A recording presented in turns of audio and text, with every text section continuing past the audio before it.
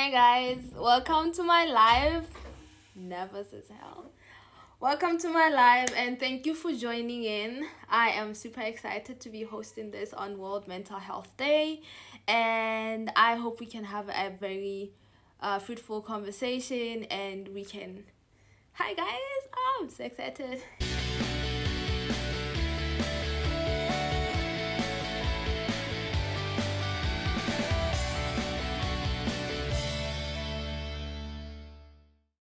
So I'm gonna be going through the questions that a couple of you guys sent through before the beginning of this live when I asked that question through my stories, and hopefully they will help with like accessing different services in Oxford.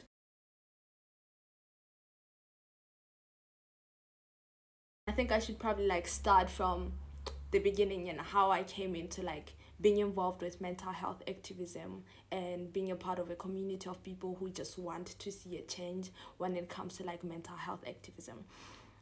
So I was diagnosed with bipolar disorder in 2017. I was doing my fourth year in varsity, so I was doing undergrad, and I've been taking medication for bipolar disorder since then. So I have access to psychiatry help and therapists and all of that. So yeah, that is how I got to like do this because it affected me personally, and I felt like I didn't really see a lot of people talking about mental health and especially bipolar disorder. I didn't really see a lot of activism going towards it, a lot of money going towards it to support people living with mental illnesses. So I thought, why not be a part of a group of people who really wants to see a change in that. So I live with bipolar disorder. It's something that I have and it doesn't have me. I say that all the time.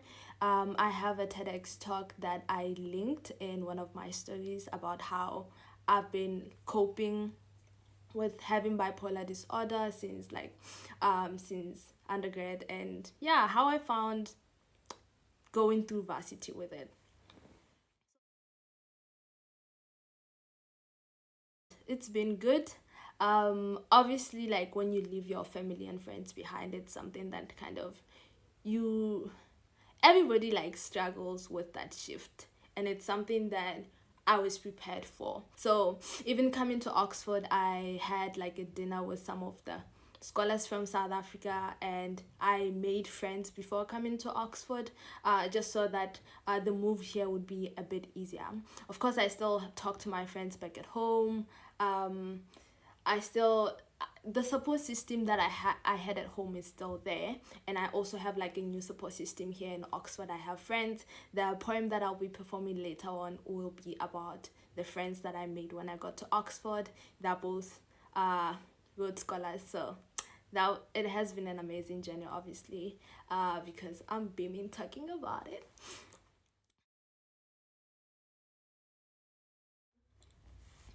With what I'm using right now, the mentorship program, mentorship program that I am a part of right now, I was I got in touch with Disability Advisory Services before I got to Oxford. They sent me an email because in my application to Oxford, I mentioned that I had bipolar disorder. So they sent me an email, and it was like, okay, because you have bipolar disorder and it's considered a disability, you need to be in contact with this person. So we set all of that up before I came to Oxford, which I think was very helpful because settling in Oxford was very easy. Like I already had that set up. It was me moving from a place where I had a psychiatrist and coming into a place where now a mentor is already available for me. So I got in contact with disability services, and like I said, they focus on disabilities, and because for you to be able to like use that service, you need to have a diagnosed mental illness or mental disorder.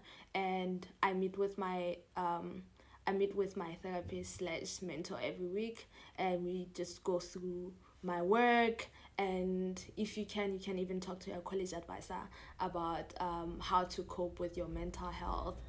There are different services available both at college and university level. When it comes to Rhodes Scholars, we have our mindfulness, our mindful classes, we have yoga. There's like a lot of things that Rhodes has provided for students to be able to be comfortable in Oxford. And that is also why Rhodes Trust decided to be a part of this conversation today, because we believe that there's still a lot that can be done in terms of mental health, and this is them trying to like take action and be a part of a conversation that has proven to be very necessary, especially in these times of COVID-19. I just wanted to remind you why we are celebrating Mental Health Day and why it's important for Rhodes Trust or an organization like Rhodes Trust to be a part of it. Like I said earlier on, we might not all have a mental illness like me, but we all have mental health, and we all need to take care of our brains just as much as we take care of our physical bodies. So Mental Health Day is a day that calls organizations like this one, that calls everyone to take action in making sure that we mobilize efforts in support of mental health. So this day is just a way of saying, let's take care of each other, let's take care of ourselves, and we need to keep the conversation going. Yeah, and it's been good. I'm gonna continue answering questions. Thank you guys for joining in. Thank you very, very much for the support. Thank you very much. Thank you. My sister is also a part of the live. Thank you very much from Botswana. All the love. Thank you guys. I'm gonna be reading a message from my mom. I'm sorry if I get a bit emotional. World Mental Day, I salute all those brave enough to talk about this critical issue while they have to deal with mental well-being and the society. You are the heroes. That's from mom. Oh, guys, I wanted to do.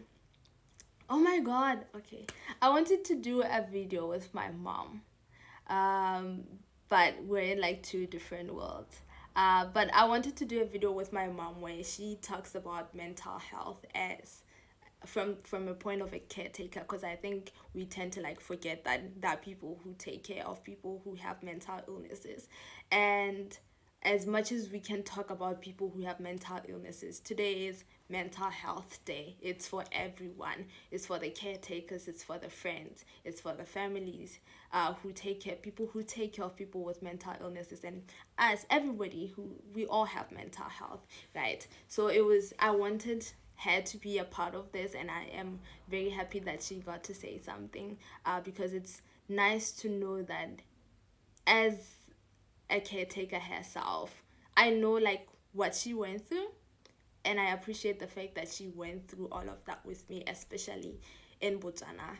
We come from a society, like most of us come from societies where mental health is not,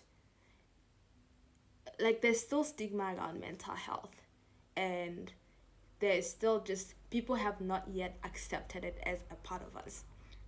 There's still stigma around mental illnesses, and my mom had to go through the same thing. Like she had to go through the stigma herself, as, oh, your child is living with this, your child is crazy, your child is nuts, those kind of things. And if you go watch the TEDx talk that I did, that I was fortunate enough to do last year, the TEDx talk is titled Crazy Woman. It is something that I've been called before because of my bipolar disorder, like people calling me crazy, people calling me nuts, retarded, and it's something that I've used to kind of like boost myself and continue on this journey and be like, you know what, I'm crazy, but I'm in Oxford and I'm doing something amazing with my life, and I am actually doing something towards the mental health community. That is just me, mental, like people living with mental illnesses.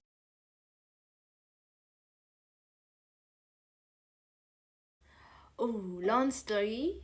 I'm just gonna go with it though. So I was doing my fourth year university when I got diagnosed, like I said, and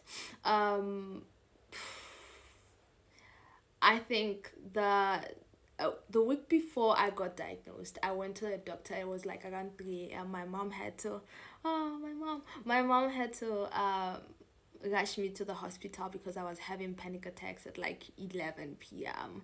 And honestly, it was just one of like the first signs of bipolar or just mental illness in me. And she just rushed me to the hospital. It was like very dramatic, but we got there and I got the help that I needed that night to just like calm me down and everything.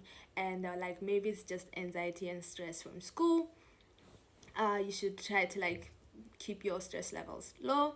And we did that. The following day I went back to the hospital because I was having anxiety attacks, and they were like horrible anxiety attacks, and I couldn't breathe and stuff like that. And they didn't really understand what was going on with me. They just thought it was like asthma and stuff like that. And there was nothing they could do. And it's very hard to like get a diagnosis with mental health illnesses, like mental illnesses. It's very hard to get diagnosis because they always mistake them for something else.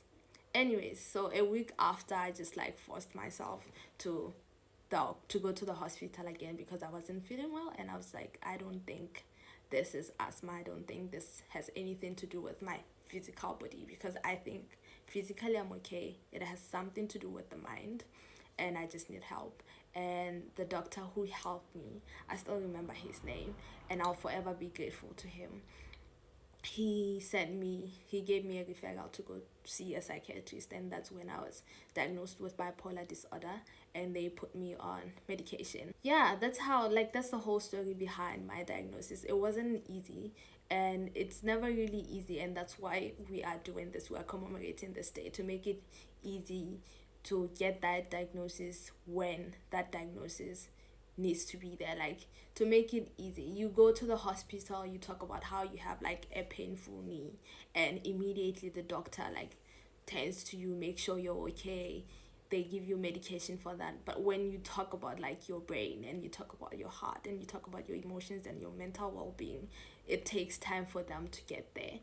And that is something we're trying to like strip away. We're trying to get doctors, we're trying to get authorities to be more cognizant of the fact that mental illnesses exist, and we need to take care of people's mental well-being as much as we're taking care of their physical bodies.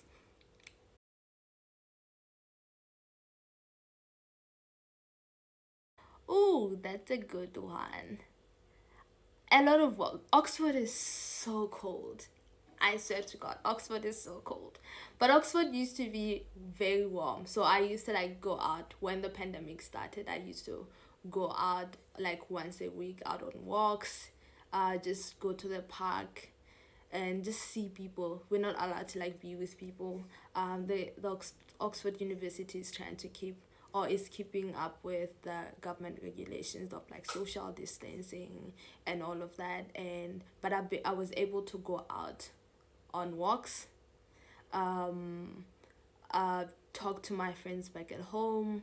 So moving from the real world to the virtual world wasn't a very hard shift for me, because I was already talking to my friends online.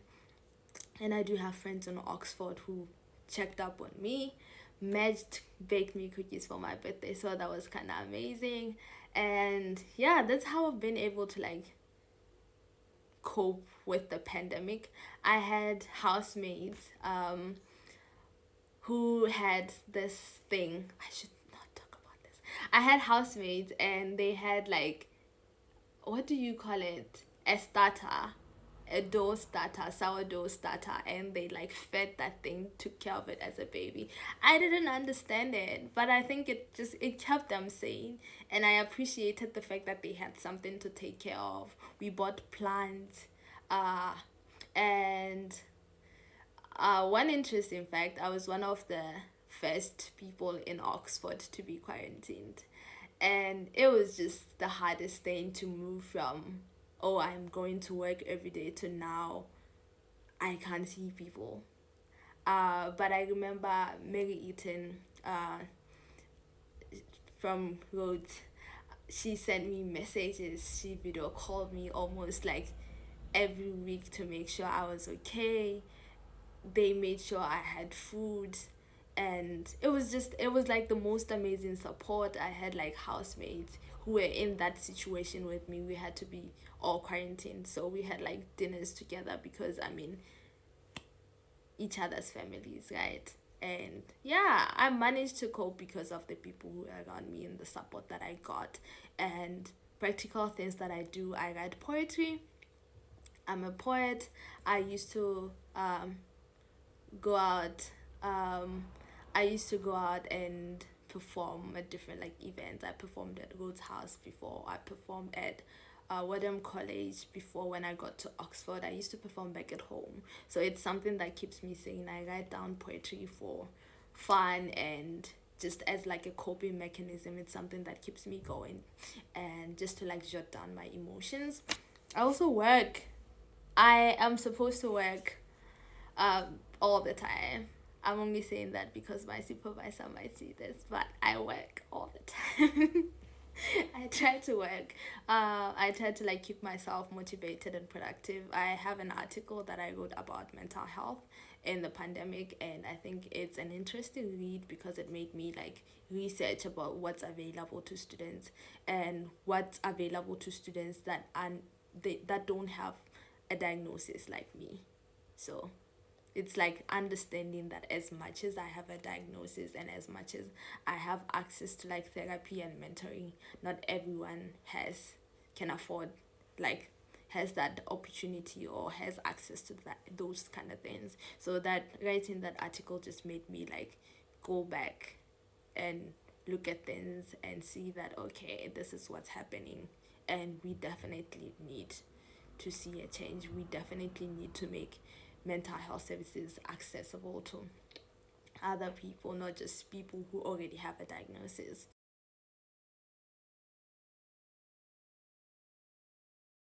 Ooh, ooh, that's a huge question. It was it was painful, but it was also good.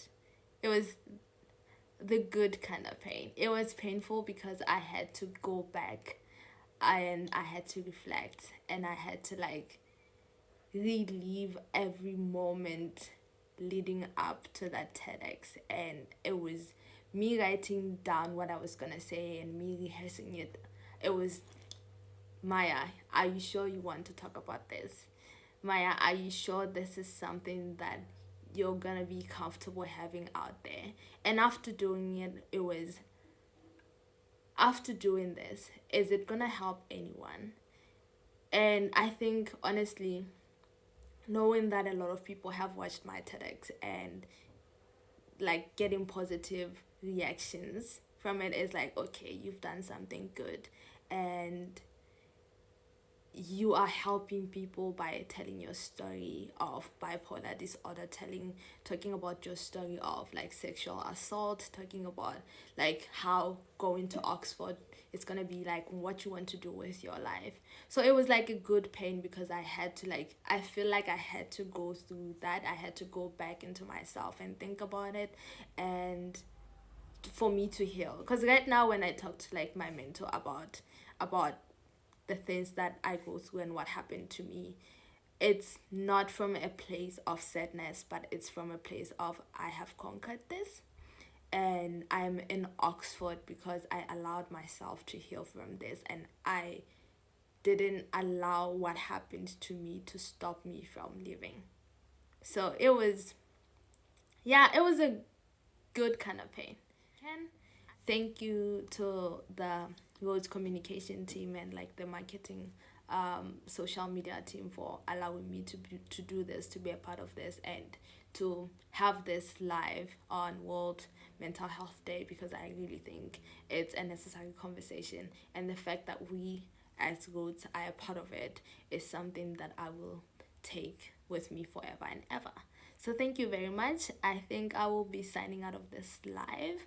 I have like 5 minutes left before the hour, but I think we're gonna leave it here. Thank you again, and take care. As a person, I am also a poet. This year's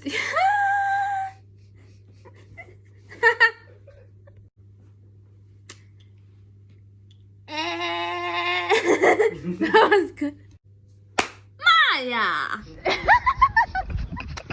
No, it's too bad. I'm coming up. Non-contact method. Maya, you got this.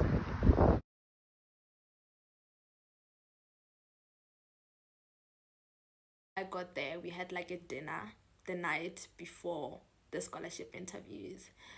And side note, I did not know what I was eating. I was just eating stuff because I mean it was part of the menu, and I come from Botswana where we eat like siswa, like traditional food, and you get to this place where they're eating just cheese and tomatoes. It was like cheese and tomatoes. I shouldn't say this. It was cheese and tomatoes. So I didn't understand what I was eating. But I just ate it because I was like, ooh, you need to like look fancy and stuff.